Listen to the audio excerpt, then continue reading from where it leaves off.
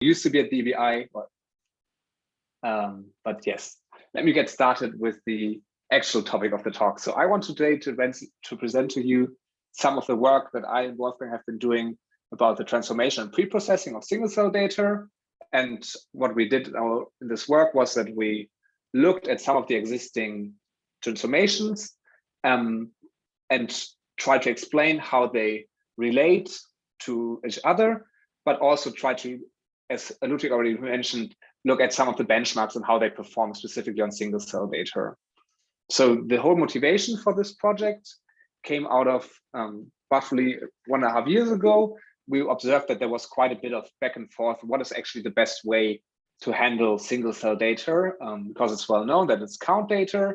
And although one could try to develop methods which directly work on the count data and incorporate this into a statistical model, which is something we have also been working on, there are some tasks where it would still be convenient to kind of quote unquote normalize it or try to adapt the data so that generic statistical tools like PCA can be applied and work efficiently on such data sets. So what I want to, so as a brief preview, I want to talk about 3 different families of transformations. So the first one is the delta method-based transformations, the residual-based transformations, latent gene activity-based transformations. And I will, in the course of my talk, explain to you what all of these different things mean, just so for you to keep an overview, what is the basic structure. And for the first kind of variation transformation, I will focus on so-called variance stabilizing transformation. So the idea is actually quite simple. If you have a data set where, like here, the variance of the data around some mean trend depends on some covariate. So we see that the spread here is a lot larger.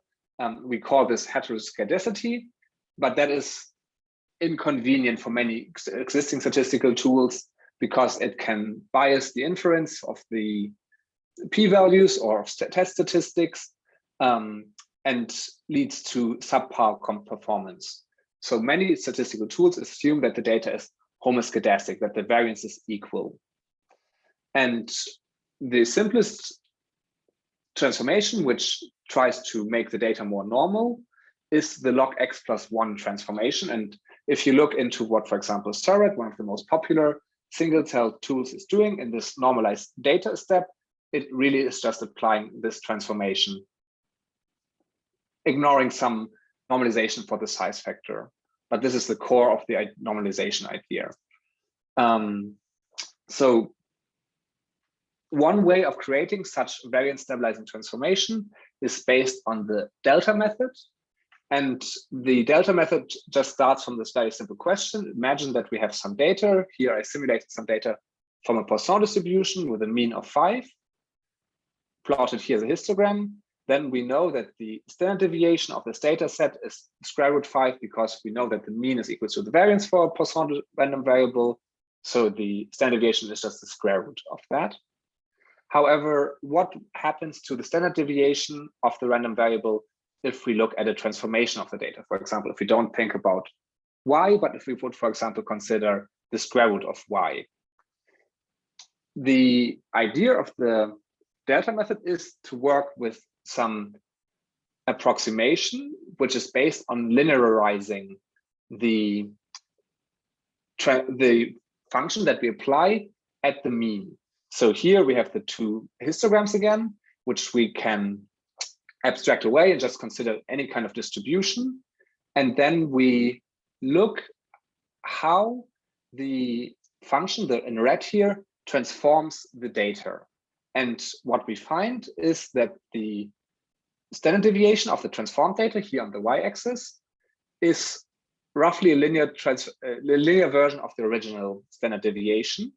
And this scaling factor A is dependent on the derivative of the function g at the point mu, at the mean. So this is just a very general tool, so the delta method is a general tool to help us find what is the standard deviation of a transformed random variable. And the transformation is allowed to be nonlinear because we're working with the derivative. So for finding our variance stabilizing transformation, we have to reverse this idea. So instead of asking ourselves, what is actually the standard deviation of the transformed variable, we assume that we know that we want this to be constant, and we're looking for the optimal G, which satisfies this equation, which we just write down. So we just fix this, let's say, to 1, and we do some transformations, so pulling the standard deviation over. And for example, for the, as I already mentioned, for the Poisson random variable, we know the relationship of the standard deviation of any kind of Poisson random variable. So that's just the square root of mu, which we can, using integration, solve to find the variance stabilizing transformation of a Poisson random variable. If we would now have not a Poisson random variable, but for example, gamma Poisson, or also known as negative binomial random variable, we would just plug in the known mean variance relationship of the gamma Poisson random variable, which is this expression down here, which depends on alpha, which is the overdispersion. And again, using integration, we can find the variance stabilizing transformation for this. So I did now start out with the log x plus 1 transformation, but now talked a whole bunch about the delta method. So how are these two things actually related? So what I've plotted here is simply the function, the graph of the function of the variance stabilizing transformation for the Poisson and the gamma Poisson random variable. And if we, in addition, plot the log transformation, we see that it actually approximates pretty well the variance stabilizing transformation for the gamma Poisson distribution. And that is why the log transformation is successfully used for stabilizing the variance of count data or RNA-Seq count data for which we know that it is more or less following a gamma Poisson distribution. However, there's another method out there which has been quite popular, and it was published roughly 3 years ago by the Zatia lab, called SE transform, where they suggest to do something different. Instead of applying just the log transformation, they have developed the SE transform method, which is based on using Pearson residuals of a negative binomial model. So to quickly untangle all these, so SE transform, as I said, the Pearson residuals of the gamma Poisson GLM. So the residual is just the difference between some observed value and some predicted value. The residual, however, if we have the heteroscedasticity, that the variance changes depending on some covariate, is a bit inconvenient because we would like our residuals all to be on the same scale. And this is achieved by simply dividing by the expected standard deviation of the residual. So we know that the residuals further on the right are going to be larger, so we just divide out that effect. And this is called the Pearson residual. And again, so as I've already mentioned, for the gamma Poisson, it's actually quite easy to just plug in the known mean and overdispersion of our model to give us some normalized standard deviation. Now, a natural question to ask is, and that was also already discussed in the Zatia paper, what is actually the difference? Why should you use one thing over the other?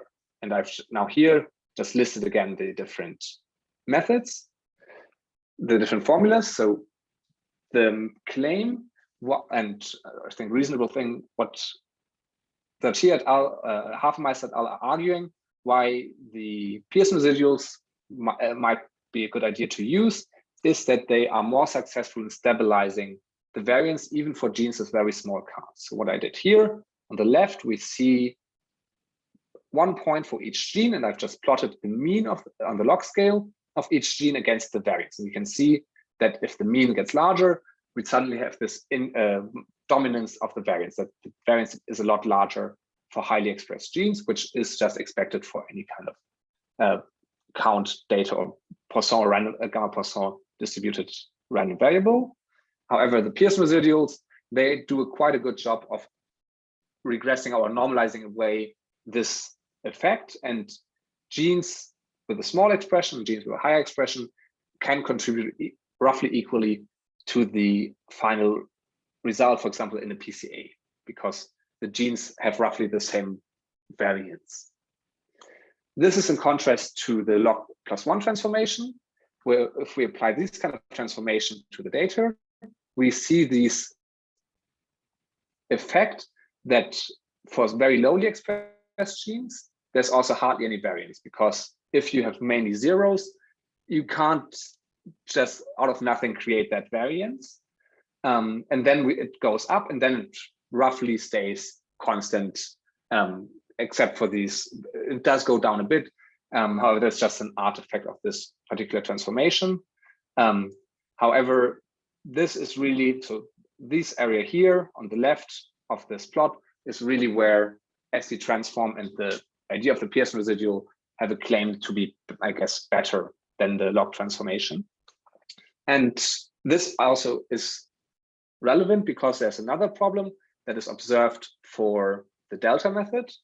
So if we now try to complete our matrix here, where we have the different methods, it was already observed that if you apply the log transformation or general delta method based variance stabilizing transformations to homogeneous data where there's no effect in the data, you have this splitting up by the size factor. So here on the left, and yellow, bright yellow, which is maybe a bit hard to see, are cells which have a lot more counts than cells here on the right, which is an undesirable feature because we would like our cells, we would like to have removed the effect of the sequencing depth.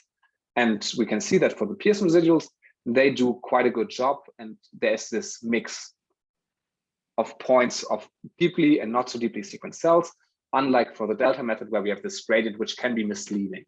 So this is something important to keep in mind. If you observe that there's a gradient in your data, it might be, and you have used, for example, a delta method based transformation, it might be worth checking if this gradient might just be an artifact coming from the transformation. However, the Pearson residuals also have a disadvantage, and that is namely due to the fact that they are just inherently a linear transformation. So here again, this is just a formula. So we take the counts, we subtract something, we divide it by something, but there's no, it's still a linear transformation. But that doesn't mean that for genes, where we, for example, have a bimodal gene expression, as for example here, for the FTPC gene,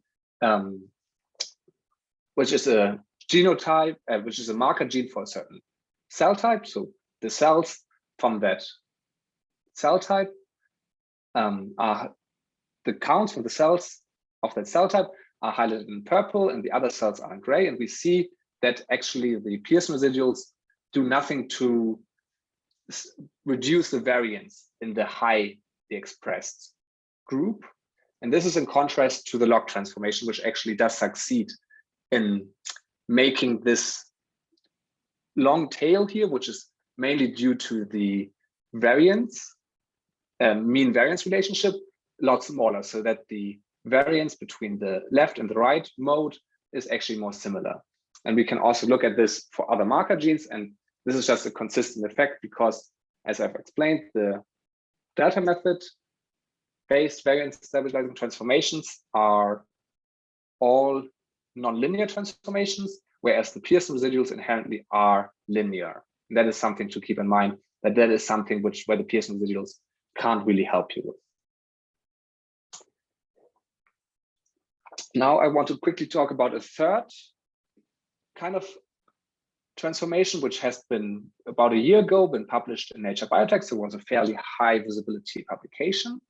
And the idea behind this method, which they called Sanity, is that they try to build a Bayesian model where they try to infer the latent gene activities, including some uncertainty estimates around these latent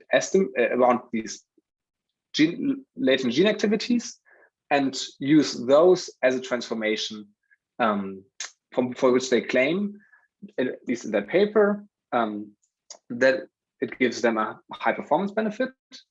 But before we look at the actual performance, let's look how the Sanity, which is based about the Bayesian inference of the gene activity, feels for the other features. So if let's start with this plot down here, the mean variance relationship. Sanity is not directly concerned with finding a variance stabilizing transformation. So this explains why we have this slightly weird behavior in this plot, but we can also see that even for lowly expressed genes, it does do something and it is able to infer variants. So they also do contribute, also very lowly expressed genes do contribute to the final result. However, it does not have the same issue as the delta method based transformations if it is applied to homogeneous data, that there is not this gradient effect based on the size factor. So the size factor is not confounding the final result. And also, if we look at the histogram of the transformed values, sanity's latent gene activities look a lot more like the ones that we get from the delta method. So it does actually manage quite well to also account for this heteroscedasticity even within a single gene. Furthermore, Sanity in its paper claimed that they give a huge performance boost for inferring nearest neighbors. So what they did is that they simulated some data, applied a lot of different transformations, and then checked which methods perform best. And what I show here, especially in this regime, they find that their method way outperforms all other methods available, which I guess is what you need to show if you want to publish in Nature Biotech. But this also emphasizes another point. So in the end, I think as practitioners, we mainly care about how well does a certain transformation perform and does it have practical implications. So this matrix, which I started in the beginning, these are mainly theoretical concerns, which we still have to quantify how much these actually matter. So how important is it that the variance stabilizing transformation based on the delta method are not able to put any variance on lowly expressed genes. And I will apply, or want to show you now, 3 different kind of benchmarks. The first one is directly inspired from the one from the Sanity paper. So there I'm going to check the consistency of the results with some simulated data for which I know the ground truth. And then that has the advantage that the ground truth is known, so it's very easy to calculate how well something did.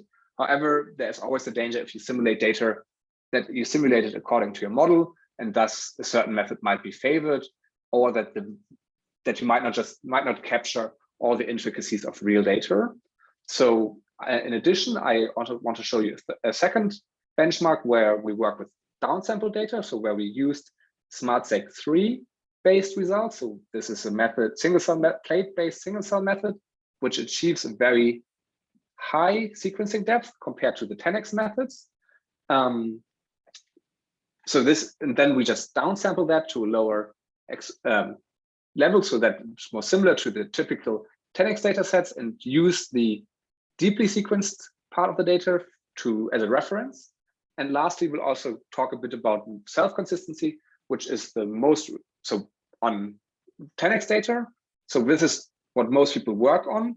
However, the disadvantage, of course, there is that there's no ground truth. So for the benchmarks, we have this continuum of different options where we have to choose between a less realistic but better ground truth to a more realistic setting where we might not have the ground truth available.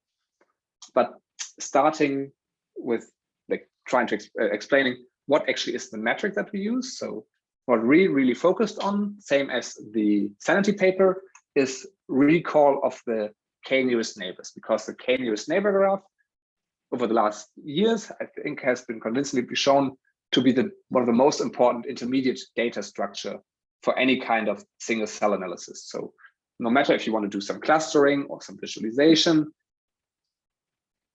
most of the methods out there in some way or another use the k-nearest neighbor graph as a representation of the data. And thus the k-nearest neighbor graph, I think, is a useful data structure to check if the transformation method is actually successful, because the success of the transformation method, of course, always depends on some downstream application.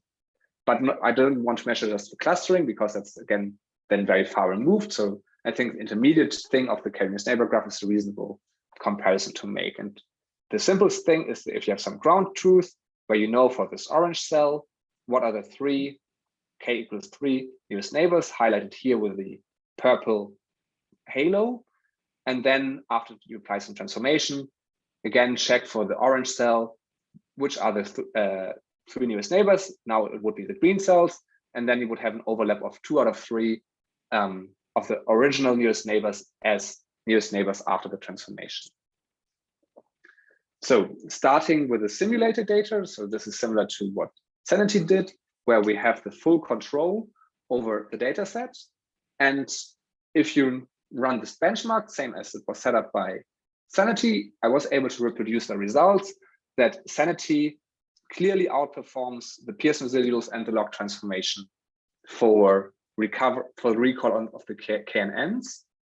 However, only if you ignore an important step, which I think is standard in single cell analysis, and that is that you apply a dimensionality reduction step before you construct the k-nearest neighbor graph on this transformed data. And if you include this PCA step, we actually see that the outperformance of Sanity vanishes, and actually it performs as well as the alternative methods, which include this PCA step. And so I did this on 2 different data sets to check this is not just something which is data set dependent, and find consistent results on these simulated data. One thing to keep in mind, though, is that I've now mentioned that we do a PCA of the data, that the performance of the transformation in combination with the PCA is quite dependent on the number of dimensions that you choose for the PCA. So if you use, so this here on the right, I show for this data point, basically if I had all the different options I would have had for the number of PCAs on a log scale. So on the x-axis, we have the number of PCs. So here, if we had only used 2 PCs, the performance would have been clearly pretty bad. If we had used the full data set, so this would correspond to this light blue point, also it's not too good. However, if we use some intermediate value for the PCA, we see that between 10 and roughly 100 PCs, the performance is on par with the performance from Sanity, which is indicated here by the red dashed line. On the pro side for Sanity, however, Sanity doesn't need this additional parameter tuning. So Sanity is neat in the sense that it doesn't give you too many knobs that you need to turn, but simply gives good performance. However, something to keep in mind if you want to use Sanity on your own data is that it is pretty slow. So what I'm showing here is for different methods, the runtime on the left absolute, on the right in the relative scale in log terms. So you can see that applying a simple log transformation to your data can be, well, more than 1,000 times faster than the simple Sanity method. And then if you also want to infer and use the uncertainty estimates of Sanity, it can be up to 10,000 times slower. And that's, although of course you say it might be just a one-off thing that you just have to calculate this once on the cluster for a week, that might be fine. However, it is something you have to keep in mind if you want to use this method, that it just can take quite long. So the second thing, so the second benchmark which I've mentioned is now trying to make the data set a bit more realistic. So instead of using simulated data where we can tune the benchmarks exactly to the methods that we actually apply it on, I used some, as I already mentioned, deeply sequenced data sets. So the idea is that we identify nearest neighbor using different transformations on the deeply sequenced data, and then look for common nearest neighbors across transformations. So if here we have, let's say, only 2 transformations, we would check which of these nearest neighbors are identified by both methods. So if we here have the 4 nearest neighbors to the orange cell, there would be an overlap of, again, 3 cells, which are highlighted with this pink glow. And then we take the deeply sequenced data sets and remove, let's say, 90% of the counts. so downsampling them to get a data set which is much more similar to one that you would usually have if you work with 10x data, apply the transformation, and then for each transformation, see how many of the nearest neighbors after the transformations agree with the common nearest neighbors across all transformations, and then use that as a measure of the success. So we applied this to this one SmartSeq or data set, and we find results which are consistent with the one that we actually saw on the simulated data, that the variance stabilizing transformation based on the delta method actually perform on par or better than, for example, sanity. And here I've only used or considered the transformations in combination with PCA because we have already seen that this makes a big difference. And we have applied this to three more SmartSeq data sets. And for two of them, we find consistent results. And for one, actually, we find surprisingly the exact opposite result. However, we do believe this might be some data quality issue for this specific data set, because if you look at these two down here, these were actually done by the same group on the same sample or same kind of cell type. However, giving opposite results. This one was published later. So we are actually quite confident that the results that we find for these three, which are consistent with the simulation, are probably better representation of the performance of the different transformations.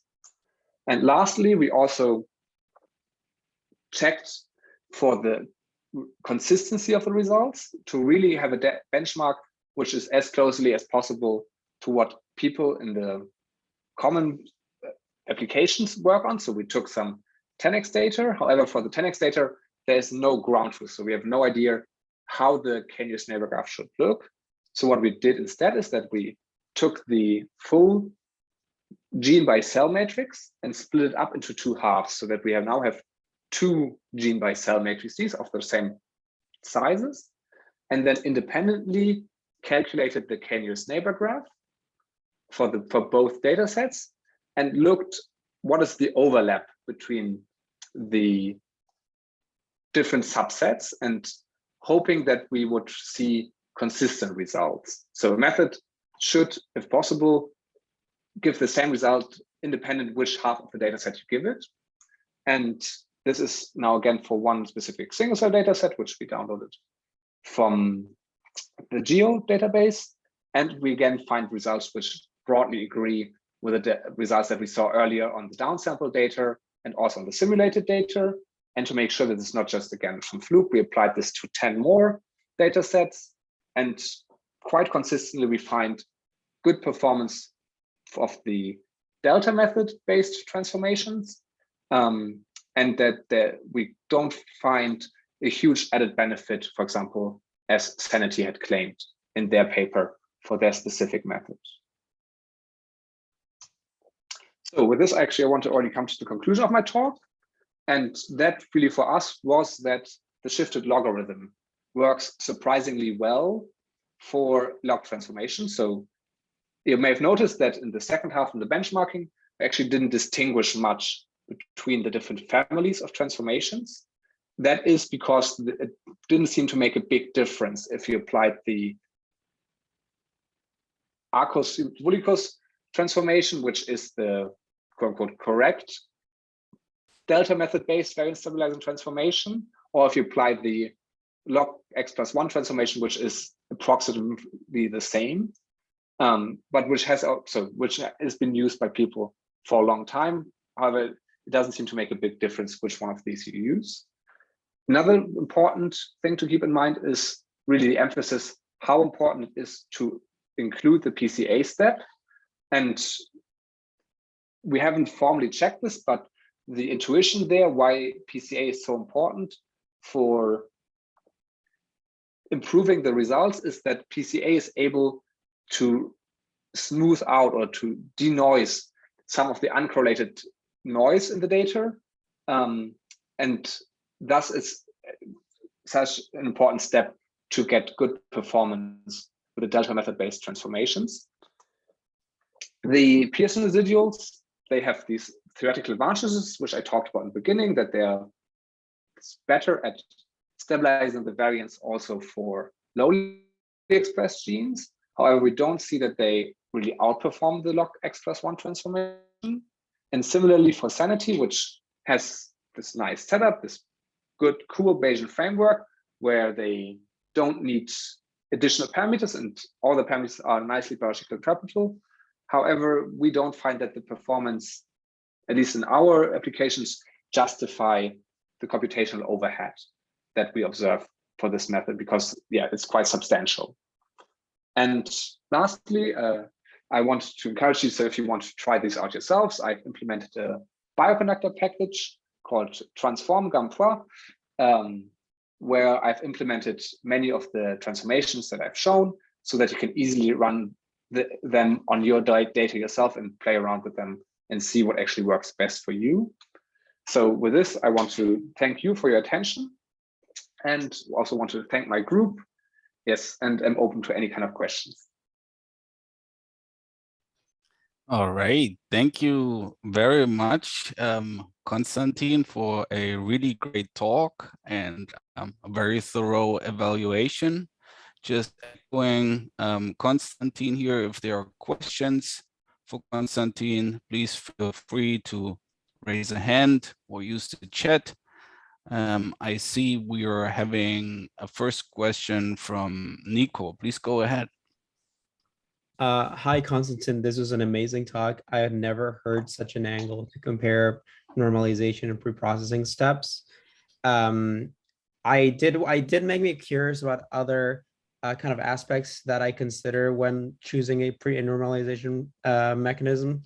So, for example, something that other authors have benchmarked these methods against each other on is on being able to spot biologically relevant, highly variable genes. For example, there'll be some interesting experiments where they're like add a synthetic gene in a particular cluster in a way, and then they'll like do it in another way, like kind of like simulating this by modality and finding under which normalization you're best at detecting these genes, these markers that you care about. I wonder if you've done any such benchmarking for the methods that you presented today. Excellent question. Yes, and this is a very good point, which I haven't mentioned. So very good that you give me the opportunity to talk about this. So I think the question of highly variable genes and how to select them. So I have included this, but my impression is from the benchmark I've looked at, that the selection of highly variable genes is usually just for performance reasons, that it doesn't really improve the outcome of, for example, the PCA, that if you just run it on all the genes, that you get performance which is as good, because, for example, as just sub-selecting the highly variable genes. So I know that people have looked at synthetic genes. So there was a paper by Dimitri Kobak and Jan Lause where they, I think, did this specifically, that they generated a synthetic new cell type by including some differentially expressed gene, which they simulated. So they included these very lowly expressed gene to that, which then demonstrated that the log transformation, which struggles with this specific kind of genes because they are not able to pick them up because they just are lost in the noise, and then thus we're not able to identify this. However, I'm not convinced that this is, well, I felt that this benchmark was highly self-serving in the sense that was really emphasizing like what they wanted to show us for their method. So they came up with this to demonstrate that Pearson residuals have an advantage, but I'm not sure how realistic this is for a data set. As I think of course it's possible that there's a cell type which is really defined by this, or you might want to find something which is dependent on this very lowly expressed gene. However, my feeling would be that the Pearson residuals also would often just blow up some noise for this very lowly expressed genes there. But as you seem to be familiar, so I would be curious to hear your take on this, also on the highly variable genes. What is your experience? Yeah, I found I felt when I saw that example, I found that it was actually pretty similar to something that had happened to me in one project of mine, where my collaborators were interested in picking these subsets that were very similar, like that were like, you would say that like we're talking about neutrophils, and these were neutrophils that were almost exactly the same in every other aspect, except they had a higher interferon signature, and these interferon genes that were naturally lowly occurring in any way. So I guess it's like, what do you care more about, more so than whether there's a ground truth?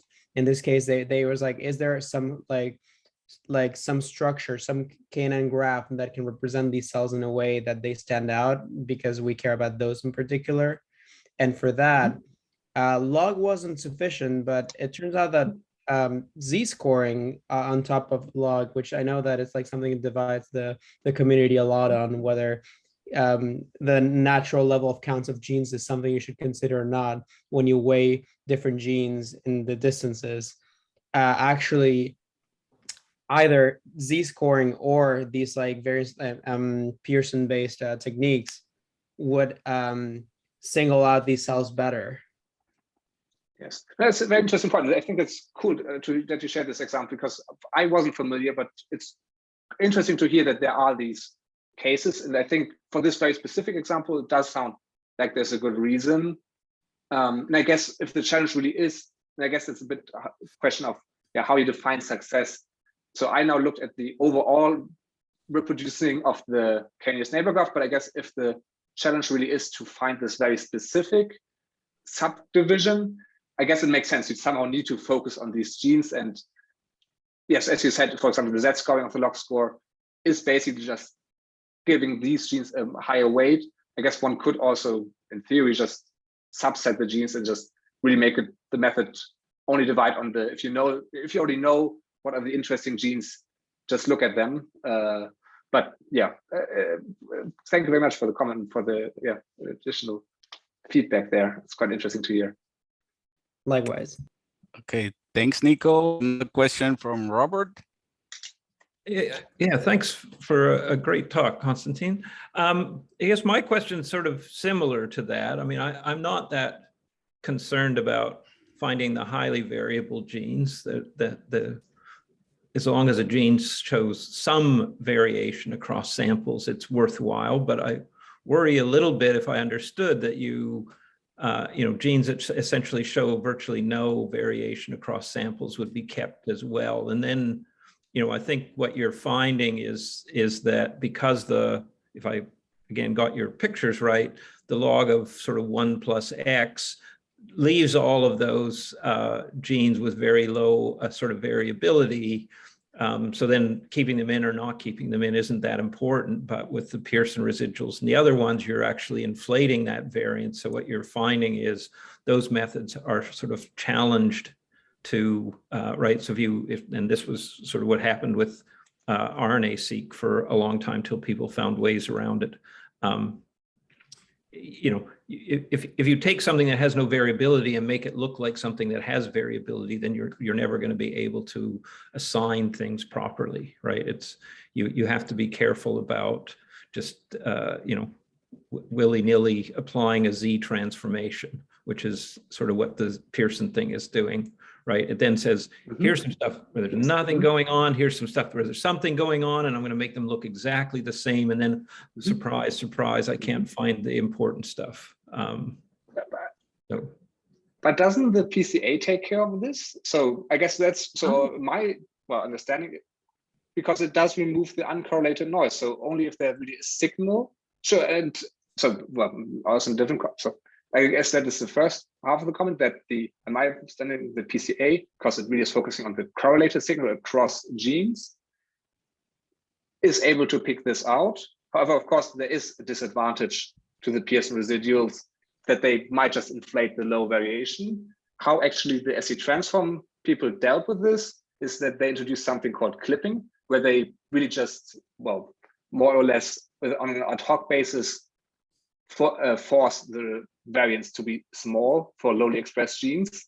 So addressing that issue. But for me, I don't find a big performance difference. I've compared the clipped and the unclipped things, and I don't think I have it in the plots that I showed today, but it's there. I didn't see a big difference.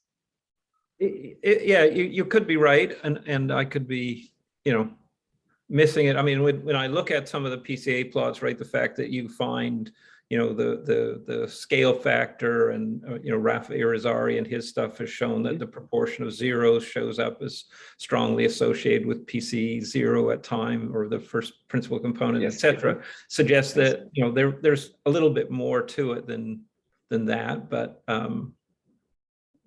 yes, but I guess that's part of the, so the pattern with the size factors, I guess that's really coming from the for the log transformation, or for the delta method based transformations. This doesn't seem to be a real issue for the Pearson things, and slightly unrelated, I guess, to the question what's happening with the very lowly expressed genes, I guess. Well, I think, as I'm trying to point out, I think part of it is that with the Pearson residuals, you're actually doing something to these genes that have very little variation to make it appear that they have lots, at least comparable level. And with your log of 1 plus X, you don't do that. And that's actually a material difference, right? That's driving some of your results. It's not, right? I think that's the simpler explanation for why you see some of the patterns that you see, is simply that your log of 1 plus X doesn't arbitrarily inflate the variability of these genes that have very little variance already. And so whether you filtered them out using any other criteria doesn't matter. This is a criteria. You're effectively doing that. Yeah, fair. Yes. Yeah. Good point. All right. Please feel free. We still have a little bit of time to raise question. One question from me, Konstantin. I think a lot of people will, of course, like from a practical point of view, wonder, so what are now the implications for my popular or preferred single cell RNA-Seq pipeline, no matter whether I go off with ScanPy or Seurat or maybe the OSCAR book? And I think if I understand you correctly, and I jump a little bit to the quick start section of the OSCAR book, then it says, okay, go ahead with your PCA on your log normalized counts. And if I understand you and Wolfgang correctly, this is the way to go here. Or should we somewhat rewrite the quick start or intro section of the OSCAR book? What are your thoughts on that? No, good question. No, I think really that is the conclusion, that, and it's not what we set out to find. So we actually had our own cool kind of transformation in mind, which I now didn't even talk about so much, which were randomized quantile residuals, which were supposed to take care of some of the issues with the lowly expressed, the variation that's introduced there. But no, I think what we really find is that the log X plus 1 in combination with PCA performs really well. And if that's what the introduction of the OSCAR book is already saying, that's, I think, also what I would conclude. One thing I think I would like to point out, I also haven't really emphasized this in the talk now, but I've seen that some people, so it does still matter how you choose this pseudo count, this X, is it X plus 1 or is it X plus something different? And that can have a big effect. So some people applied the log transformation to counts per million, and that is quite dangerous. So that can give quite strong effects, because this really pulls away. You may have seen this in the transformation, that the counts from a 0 and all the others, they land on very far away from each other, and this again just inflates noise in the data. So that's something I think to be conscious about, how you do this normalization, and that should, I would say, don't apply the log transformation to counts per million. But otherwise, it seems to be quite robust. On the other hand, if you have a pipeline right now based on SC transform or maybe even sanity, I don't think our results show that these would be bad. I don't think that you need to now start worrying that all your results are wrong just because you have used SE transform. I think we also find that actually performance is quite similar, especially if you make sure that you tune it a bit with the PCA or with parameters. For us, really the conclusion was simply that the log transformation performs on par with the others. Mm-hmm. And maybe one more question from my side. Robert has already gone a little bit into that direction with the GLM PCA approach. I would be just curious, what are your thoughts there, as it wasn't covered to a large extent on your slides. I think the message there at the GLM PCA paper has been a little bit, okay, don't worry about transforming at all, but rather go off the raw counts with a generalized version of PCA, because otherwise you end up a little bit in a space where you have distorted reduced dimension, and you might be prone to false discoveries, if I understand the main statement of the paper. Would just be curious, what are your thoughts there? Very, very interesting point. So actually, before I started working on this project, I did try to make my own version of GLM PCA and try to get this to work really well. So actually, my first project really was trying to fit the gamma-Poisson model on single cell data, make this efficient. And then we try to build on that and try to make a GLM PCA version. However, the issue there really seems to be that it's very difficult to make it converge to a good solution. Yeah, I think my impression was it just gets stuck in local minima. And also I like the work of Will Townsend, the software package that he wrote around that. But also for that one, I had trouble often making it converge well. I did wonder if it might make sense to include this into this benchmark, because it's basically just based on the k-nearest neighbor graph. Of course, also it is a lot more demanding to calculate the GLM PCA. And yeah, I've a bit shied away from this because I felt that it takes a bit of hand holding to make sure that it doesn't just diverge and goes off in some direction. And very long run times. Yeah, that's also something exactly. that we observed. Interesting. I like the idea. I think it would be great. I feel like our algorithms aren't quite there to make it converge well. And then the question is also, what performance benefit do we actually expect? I'm not so sure there's going to be big performance benefits. Thanks. All right, more questions for Konstantin. Maybe another question from Nico, I see. Yes, sorry for asking so many questions. It's just like one of the parts of my work that I think most carefully about, and I love coming to talks about it, to discuss what everybody else thinks about it. So you mentioned the benchmark relating to cell size or size correction, and this is kind of like used loosely to speak about both like how many transcripts a cell has, but also how many are captured by your method of choice, right? And in the physical sense, what we get from the sequencer are reads, which are like non-linearly mapped somehow into counts. And so far, the work you showed is based entirely on like the number of counts, at least the plots you were showing. I was wondering if you've performed downsampling based on reads, because especially I think like a lot of the times that one would use these correction methods to be able to compare data sets that were generated at variable read depths. So I was wondering if there's a way to work directly with those, and if you've done something of that sort.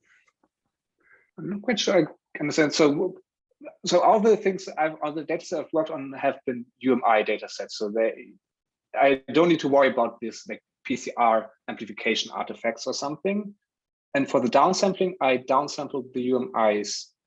I'm not sure I see what advantage it would have to downsample the reads instead of the counts. It is my intuition that maybe it would represent the more realistic scenario of like what one chooses is not how many UMIs one gets per cell, but one chooses how many reads on average one expects to get per cell. Interesting. I haven't thought about this, and you're probably right that this is probably the more realistic picture. I wonder if it makes a difference. So for me, it's this might be just more of a convenience thing that I have a count matrix, and then I just call a function to downsample the count matrix instead of going back to some BAM files or some lot more raw version.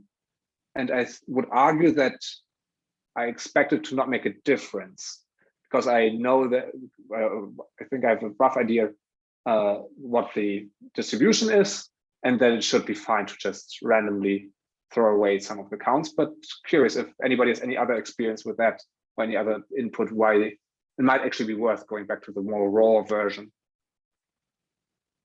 Yeah, I don't know the answer, which is why I was wondering. No, I'm curious.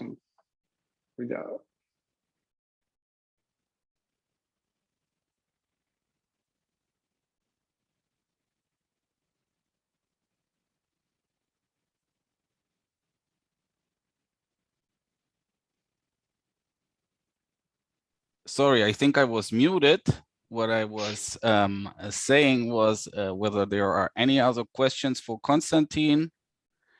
And if not, then I would like to say really thank you very much for taking the time, for coming over, for giving this great talk. Thanks also for a great discussion. And for everybody else, next week we will have Katie Borner on the HubMap project, which I think will also be very interesting for integration with single-cell RNA-Seq data and spatial data, with also a bit of a focus on ontologies. With that, thank you everyone, and have a great rest of your day. Yeah, thank you again for the invitation. Bye. Thanks. Bye. Thanks, everyone.